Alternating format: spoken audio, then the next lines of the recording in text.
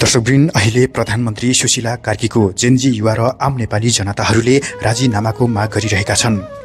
विशेष गरी जेनजी युवाहरूको आन्दोलन पश्चात सुशीला कार्कीलाई जेनजी युवाहरूले नै अन्तरिम सरकारको लागि प्रधानमन्त्री बनाएका थिए र सुशीला कार्कीले पनि आफूले पाएको कार्यकालभित्र 6 महिनाभित्र जेनजी युवाहरूको मागलाई म पूरा गर्न तयार छु भन्दै उनी पनि प्रधानमन्त्री बनेकी थिइन्। तर प्रधानमन्त्री सुशीला कार्कीले जेनजी युवाहरूको माग अनुसार काम गर्न नसकेको र आउँदो फागुन 21 गते प्रत्यक्ष निर्वाचित कार्यकारीको चुनाव गर्न समेत नसक्ने घोषणा गरेपछि अहिले आम नेपाली जनता र जेनजी युवाहरूले प्रधानमन्त्री सुशीला कार्कीको राजीनामा माग गर्दै अहिले सामाजिक सञ्जालमा चर्को आलोचना गर्दै उनीमाथि गालीको वर्षाहरू आइरहेको छ। प्रधानमन्त्री सुशीला कार्कीको हामीलाई राजीनामा चाहियो। अब जेनजीको माग पूरा गर्न सक्ने हैसियत छैन भनेपछि त्यो कुर्सीमा बसेर जेनजीले आन्दोलन गरेर हुन्छ नि त्यहाँ ल्याएको त्यसमा पुऱ्याइदिएको कुर्सीमा बस्ने तपाईको पनि हैसियत छैन। सिधा कुरा भन्नुपर्दा तपाईँ त्यो औचित्यको लायक व्यक्ति पनि होइन। यदि जेनजीको माग पूरा गर्न सक्नुहुँदैन भनेपछि कुर्सी छोड्नुहोस् र राजीनामा दिनुहोस्। अर्को व्यक्ति आउँछन् र हामीले अर्को व्यक्ति चाहिएका व्यक्तिले त्यहाँ गएर हाम्रो माग संशोधन गरेर हाम्रो माग पूरा गर्छन्। सिधा कुरा हामीले लडेर त्यो गरेको दुनियाँभरि हुन्छ नि गोली खाएर कुर्सी त्यहाँसम्म दिलाइदिएपछि त हाम्रो माग पूरा हुँदैन भनेपछि त्यहाँ कुर्सीमा राख्नु के औचित्य भने के को लागि कुर्सीमा राख्नु भने त्यहाँ सिधा राजीनामा दिने कुन आधारले कुन सन्तुष्टिको आधारमा त्यहाँ बसेर चाहिँ कुर्सीमा बसेर काम गर्दैछन् भने रगतले पोल्दैन भने अलिकति मन आउँदैन। आमा हुँदा तिमी छोरछोरी मर्दाखेरिको पीडा कस्तो हुन्छ भने एउटा आमालाई कोख रितिदिएको पीडा तिमीलाई थाहा छैन भने यत्रो हुँदाखेरि पनि तिमी आज पुरानो दलसँग डराएको हो। पुरानो दलहरू चाहिँ भागे जस्तो लाग्यो तिमीलाई त्यहाँ आज जङ्गिँदैछन् उफ्रिँदैछन्। यति हुँदाखेरि पनि तिमीलाई आज लाग्छ यिनीहरू पुरानो दलले चाहिँ आज हुन्छ नि आएर शासन नगर्ला भनेर चाहिँ तिमीले प्रत्यक्ष कार्यकारी प्रधानमन्त्रीको व्यवस्था गर्न सक्दिनौ भन्ने सुशीला कार्कीजी आमा हुँदा तिमी त खोइ आमाले माया गरे आमाले छोरछोरीलाई माया गरे जस्तै चाहिँ देशलाई माया गर्नुहुन्छ जनतालाई माया गर्नुहुन्छ भनेर लगेर चाहिँ प्रधानमन्त्री बनायो नि तपाईँलाई खै त सौदिनी आमा जस्तो नगर्नु न तपाईँ फेरि अहिले। सुशीला कार्की तपाईँको गालामा तपाईँको छोराछोरीको रातो रगतले पदल्न मन छ के यसै पनि तपाईँको गालामा छोराछोरीको रगत त लागेको छ। हामी तपाईँको छोराछोरी होइन। अब दसैँ के को कुन रगतको टिका लाउनुहुन्छ दसैँमा? अहिले देश पुरै रगतम्मै भएको छ। तपाईँ कुन संविधानको तपाईँ कुन नियमको कुरा गर्नुहुँदैछ? कुन संविधानको धारा तपाईँले चिट्याएर तपाईँ प्रधानमन्त्री बन्नुभयो भन्नुहोस् त? तपाईँ कोसँग चाहिँ कुरा बुझेर कोसँग चाहिँ तपाईँ कुरा मिलाएर देशमा तपाईँ निर्णय गरिराख्नु भएको छ? जनतासँग छलफल गर्नु पर्दैन तपाईँले? जनतासँग छलफल गर्नुहोस्। यो देशको देश नै जनता हो बुझ्नुभयो नि? अरू तपाईँलाई विदेशीहरूले तपाईँलाई त्यस्तो केही गरेको छ भने पनि जनतासँग सल्लाह गर्नुहोस्। अब के गर्ने भनेर निर्णय गर्नुहोस् के? हाम्रो देश उसै पनि गरिब देश छ, शत्रु त छन्नै छन् होइन। छिमेकी देशहरूसँग अहिले झगडा गर्नु त हुँदैन तर निष्पक्ष रूपमा कुरा के हो त्यो त अगाडि बढाओस् न। अनि अर्को कुरा अर्को साम्पाङले तपाईँहरू त भित्रको उसको के खाइदिएको छ? अर्को साम्पाङले 1 रुपियाँ उसले भ्रष्टाचार गर्दैन के? तपाईँहरू किन कान सुन्दैनस्? अनि अर्को कुरा तपाईँ जोसुकै भित्रभित्र खेल्दैछस् नि भोलिको दिनमा 7 पुस्तालाई पनि पिर्छ क्या बुझिस्? यो शेरबहादुर केपी ओली जस्तै तिमीहरूको पनि हालत हुन्छ क्या बुझिस् नि? यो जनताको आँसु र रगत तिमीलाई लाग्छ के बुझिस्? तिमीहरूको सन्तति पनि छ नि बुझ देऊ यार भनेर कति भनी खाली गरेदेखि लिएर हर्कसम्मको मिमसिम गरेर जोकर बनाएर हर्कसम्मलाई यति धेरै कुरा आज तेरा आमाले लुङ्गी फकाएर मुजी नै राखेको त अब त्यो मुजीको भुजा तान्दै बस्ती भयो देखिस् होइन? हिजोको प्रधानमन्त्रीको सम्बोधनले जेनजीले गरेको त्यत्रो आन्दोलनमा 73 जना शहीद भएको अनि यत्रो जना घाइते भएको जेरोमा परेको हुँदैछ। जेरोमा सुनिस् होला नि तेरो आमाको कुरा देखिस्? अर्को साम्पाङले किन बालिन किन आउन सकिन त 6 महिनाको लागि? उसलाई पदको लोभ थियो क्या गाइजो? यति कुरा मैले बालिन नराम्रो भन्नु मलाई बालेर अति नै मनपर्छ तर उसलाई पदको लोभ भएको हो क्या। 6 महिनाको लागि त हामी त बालिन चाहिएको हो नि त खास त।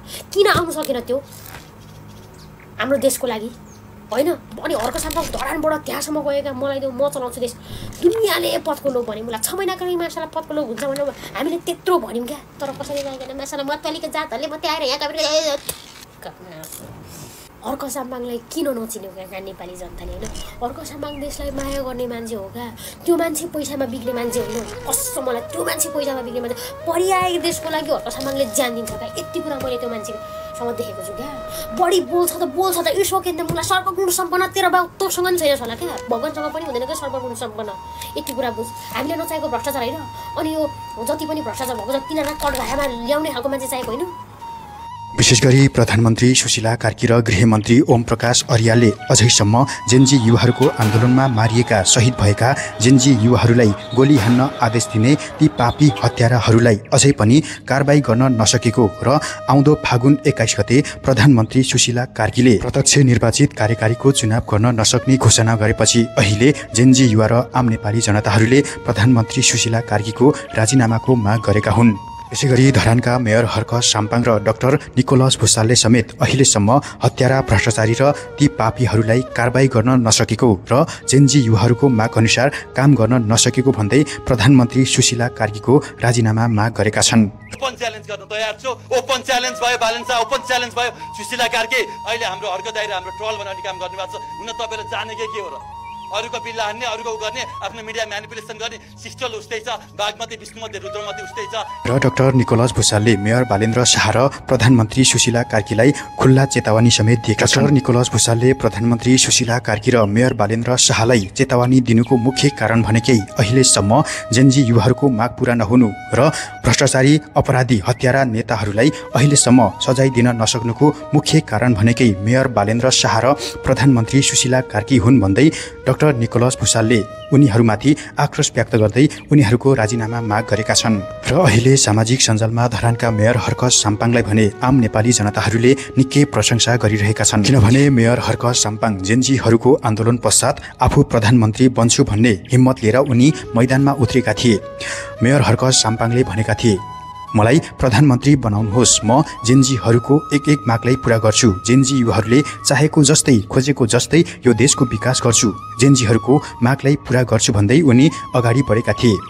तर मेयर हर्क साम्पाङले प्रधानमन्त्री त के उनलाई गृहमन्त्रीसम्म बनाउन सकेनन्, दिन सकेनन्। तर मेयर हर्क साम्पाङलाई प्रधानमन्त्री गृहमन्त्री बनाउनु नसक्नुको मुख्य कारण भनेकै एकमात्र व्यक्ति हुन् मेयर बालेन्द्र शाह हुन् भनेर मेयर बालेन्द्र शाहले मेयर हर्क साम्पाङमाथि खेलेको भित्री खेल र रहस्यहरू बाहिरिएको छ। अहिले आम नेपाली जनता र जेनजीहरूले भनिरहेका छन् कि मेयर हर्क साम्पाङ यदि प्रधानमन्त्री भएको थियो भने अहिले ती हत्यारा पापी, ती भ्रष्टाचारीहरूले सजाय पाउँथ्यो र जेनजी युवाहरूको माग पनि सहजै पूरा हुन्थ्यो भनेर मेयर हर्क साम्पाङको त्यो हिम्मतलाई लिएर अहिले मेयर हर्क साम्पाङलाई निकै प्रशंसा गरिरहेका छन् भने उता मेयर बालेन्द्र शाह र प्रधानमन्त्री सुशीला कार्कीलाई भने भ्रष्टाचारी विदेशी दलाल भन्दै अहिले उनीहरूमाथि खनिएका छन्। धरानको मेयर हर्क साम्पाङले भने अझै प्रधानमन्त्री सुशीला कार्कीको राजीनामा माग गर्दै आफूलाई प्रधानमन्त्री बनाउनु भन्दै जेनजी युवाहरूलाई आह्वान गरिरहेका छन्। दर्शकवृन्द, के अब प्रधानमन्त्री सुशीला कार्कीलाई हटाएर धरानका मेयर हर्क साम्पाङलाई जेनजी युवा र आम नेपाली जनताहरूले अन्तरिम सरकारको लागि प्रधानमन्त्री बनाउन सक्लान् त? र यदि मेयर हर्क साम्पाङ प्रधानमन्त्री बनेछ भने के साँच्चीकै उनले जेनजी युवाहरूको माग र आम नेपाली जनताले खोजेको जस्तै चाहेको जस्तै यो देशलाई अगाडि बढाउन सक्लान् त? दर्शकबिन, हजुरहरूको विचार के लाग्छ? आफ्नो प्रतिक्रिया दिन नभुल्नुहोला भन्दै आजको लागि तपाईहरुमा बिदा हुन चाहन्छु। हस्त नमस्ते।